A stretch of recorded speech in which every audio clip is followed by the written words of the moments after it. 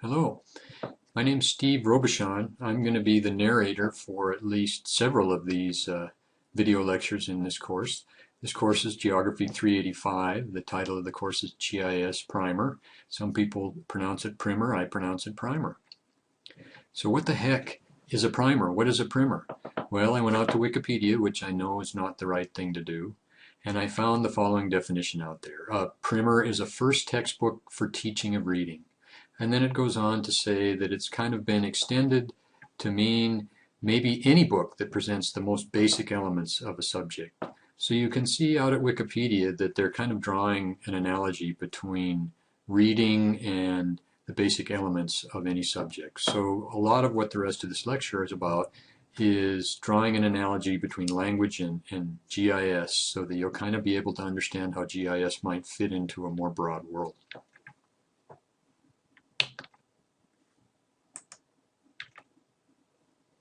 Okay, we have these terms metaphors and similes, and I have a comic here that kind of describes those. You can remember those. You learned those early on, I'm sure.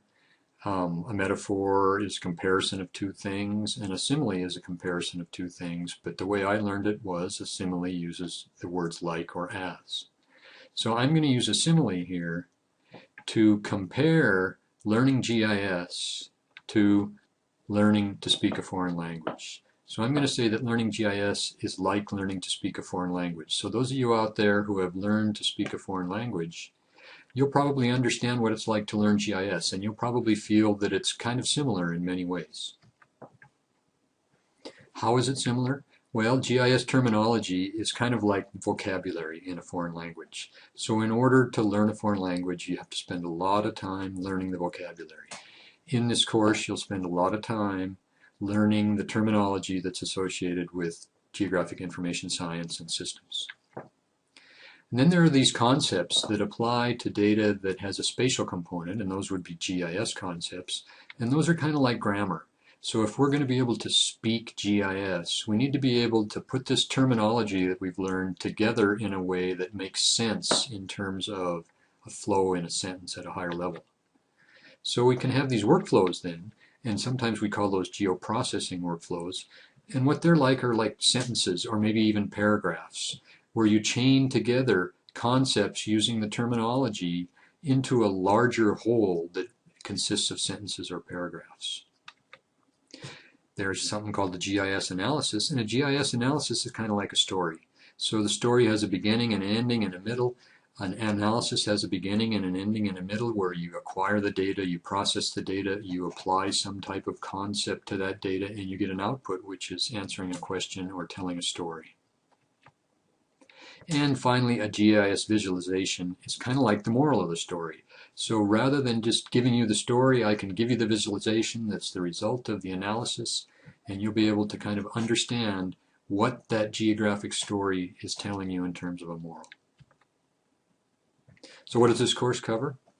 It covers learning the vocabulary and grammar of GIS, the concepts and the terminology, and practicing to put together sentences and paragraphs, we're going to call those geoprocessing workflows, that allow you to tell some type of geographic story about your world.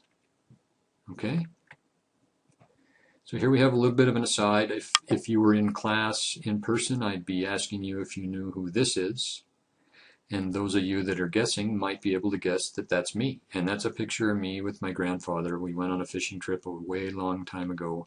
And I've been kind of thinking about things spatially for a long time, including on that trip when I was afraid that someone who had escaped from the penitentiary in Walla Walla was going to crawl in the window to our motel room back there because Walla Walla is close to the penitentiary. So even back then I was thinking geographically. Well, I'm old enough now that I've been able to come up with a first law of geography, and I call this Robichon's first law of geography. At this point in the course, or in most courses, generally what happens is you're introduced to lots of different examples of where GIS is used in the world.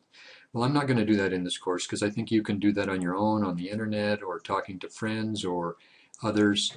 And so I'm just going to kind of boil it down to a higher level using my first law of geography. And my first law of geography is, if it makes a difference where, geography matters. So anywhere, any place, anything you talk about or think about in the world, if you can ask the question, does it make a difference where? And the answer is yes, then geography matters. What is a geographic story? A geographic story is one where geography matters in the plot. So there's something in that story that involves the spatial nature of the data or the information that you're working with. So you tell a geographic story when geography matters. So what's the best way to tell a geographic story? Is it with words? Is it with sounds? Is it with videos? Well, in most cases, the best way to tell a geographic story is with a map.